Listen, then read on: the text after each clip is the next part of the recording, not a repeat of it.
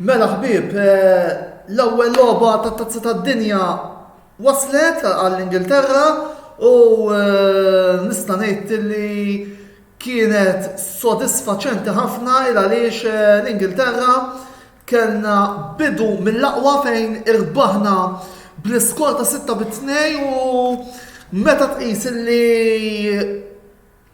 kont kemm xejn imbezza minn din il-logħba ma nistax ngerger għaliex kellna riżultat eċċellenti u bidu b'saħħtu ħafna fejn prattikament tajna risposta, anzi l-ewwel messaġġ lill-avversarji tagħna f'din il-mixja fil-qatar li l-Ingilterra jekk nilagħbu kif għandna nilagħbu għandna npoġġu moħħna hemmhekk. L-ewwel taqsima fejn ma kienx hemm xi tgerger anki dak il-plejer li tant ġimajjar skars u li personalment ma qbilx li kellu jintażel, qed nirreferi l-Harry Maguire. Lab tajjeb, iddominajnihom fl-ewwel taqsima u mbagħad ovvjament fit-tieni ħaf komplejna nikkontrollaw sakemm ħadna ir-rebħa illi ovvjament kien jimmeritana. Jude Bellingham, plejer ta' 19 sena, konna nafu x'talentu mhux ta' bxejjem it-timijiet qegħdin warajh u llum fil-fema tiegħi jagħmel logħba kbira. Skurja l-ewwel gowl ukoll bħalma kellu logħba tajba il-plejer tal-Arsenal Bukayo Saka illi kompla jġustifika l-forma tajba li kien fiha. Żewġ goals mill-isbaħ, ħadd pjaċir ukoll li rajt il-Marcus Rashford li skurja mill-ewwel malli daħal. Voldiri plejer ieħor li qed juri illi qiegħed hemmhekk. L-unika nota dolenti forsi l-gowl ta' Maguire lajna meta konna 4-1 naħseb Maguire ħareġ tard. Però mbagħad jien ma nistax nifhem dak il-penalty il għaliex ingħata lill-Iran mela f'azzjoni simili fall fuq Maguire ma taħx. Alright, u mbagħad ġiati bil-VAR penalty simili tal-Iran. Irridu jibdew jikkummedjaw ir-referees. Insomma, fejtħlu l-Ingilterra drajnihom illi irridu jaraw kif se jdaħħu n-nisbina. Insomma, qed narakom qed kien żammit li qed jgħid li irridu nimpruvjaw fid-difiża li x'għandna l-problemi. Jista' jkun li għandu naqra raġun anke l-fatt li id-darbtej li l-Iran resqu lejn il-lasta d-darbtej kienu perikolużi parti li laqtu wkoll il-lasta Clint ma nafx taqbel x'miegħi imma jiena fil-fema tiegħi minkejja l-logħba tajba li kellu Maguire illum jien ma nilagħbux imma Southgate nafu li għandu dawk il-plejers illi isejjaħ tiegħu, dawk il-plejers illi kif taqbad tajt huma il-plejers illi jemmen fihom u fimni l-għażliet tal-manager huma li huma. Ma tantx nistgħu nikkontestawhom anke jekk ma naqblux magħhom bħalma kienet ukoll is-sejħa ta' Maguire. Mill-bqija fimni jiena sodisfatt bil-wirja li rajna, thank you Whites, kienet logħba kbira. L-appell ħana mill-supporters tal-Ingilterra, vera tajna sitt tal-Iran, imma saqajna mal-art l-aħwa. Il għaliex nar il-ġimgħa għandna logħba jibsa mal-Amerikani. M'għandniex rekord tajjeb magħhom fit-tazza tad-dinja. L-Amerikani nafu li kull logħba se jinżlu għalija bħala battalja. Se tgħidu li fejn sejr frasek imma jiena dejjem jiġini frasi dik il-famuża gwerra li għamlu fil-Ġermanja meta labu kontra t-Taljani. Jiġifieri jien personali l-Amerikani qed nibża minnhom daqskemm kont qed nibża mill-Iran. Jalla ovvjament jiġi nhar il-ġimgħa u nkunu qegħdin nikkummentaw rebħa oħra li eventwalment ukoll tfisser il-kwalifikazzjoni. Vera li Harry Kane ma skurjax, imma ukoll ħadem ħafna f'dina il-logħba u ifhimni.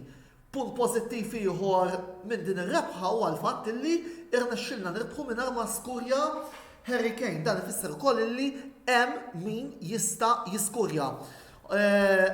Għamlu tajjeb illi neħħaf mill-ewwel kif raw illi kien qiegħed kellu dik l-injury, mhux bħal mamlu l-Iranjani li damu kwarta u alright concussion granted illi trid iddum ftit, imma mhux ħajerġa' ma kienx fit biex jilab barra u neħilsu mmexxu għax ħlew il-ħin.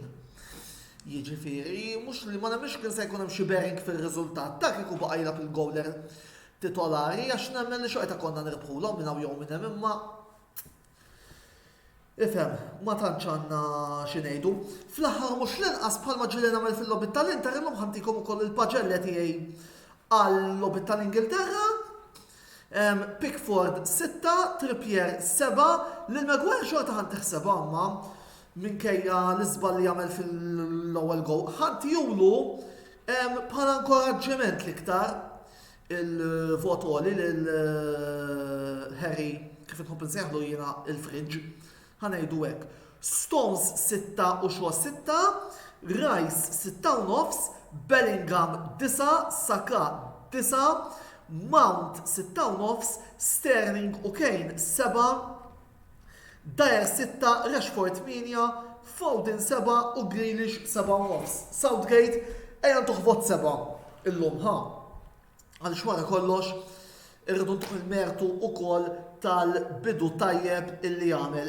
Alan Jowans qed isaqsina naħseb fuq il-penalty li ma tax fil-fatalan ma naħsibx kont qiegħed issekwina mill-bidu imma kkummentajt fuqha pasta żata tar-referi ħanerġgħu nibdew indaħqu fejtħlu l-arbitraġġ. Clint Zammit qed jerġa' jgħidilna Ben White ikun ideali għal ma' Stones u naqbel miegħek Clint illi White qed ikollu staġun tajjeb mal-Arsenal fil-fatt ukoll jiġġustifika l-forma tajba illi għandu Bukayo Saka. Biss inħarsu l-qudiem, inżommu saqajna mal-art, nhar il-ġimgħa mal-Amerikani brebħa nikkwalifikaw.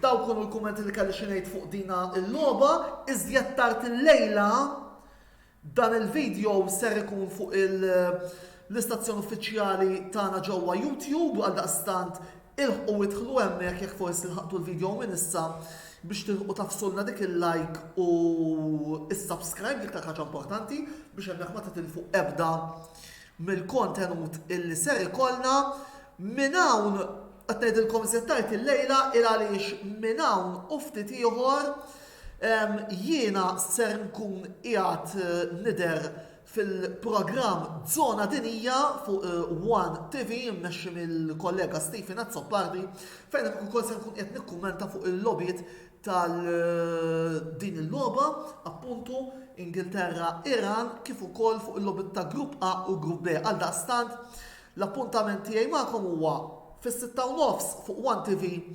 għall-programm Zona Dinija u mill-bqija fejn tidħol il-kamra sportiva botta u risposta nhar il-ħamis nagħlqu l-istaġun tal-Formula 1 ser ikun suppost magħna lill-ġurnalista akkreditat tal-FIA Pierre Vella ser ikun xi mistednin oħra għal daqstant jekk intom qed taraw dal-video intom dilettanti tal-Formula 1 tinsewx issegwu dak il-programm.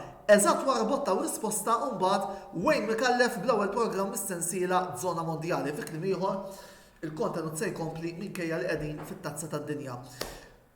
Well done England, inħarsu l-qudiem għall-logħba li jmiss mal-Amerikani u nżommu saqajna mal-art. Niltaqgħu fis-6:30 fuq One TV. Ciao!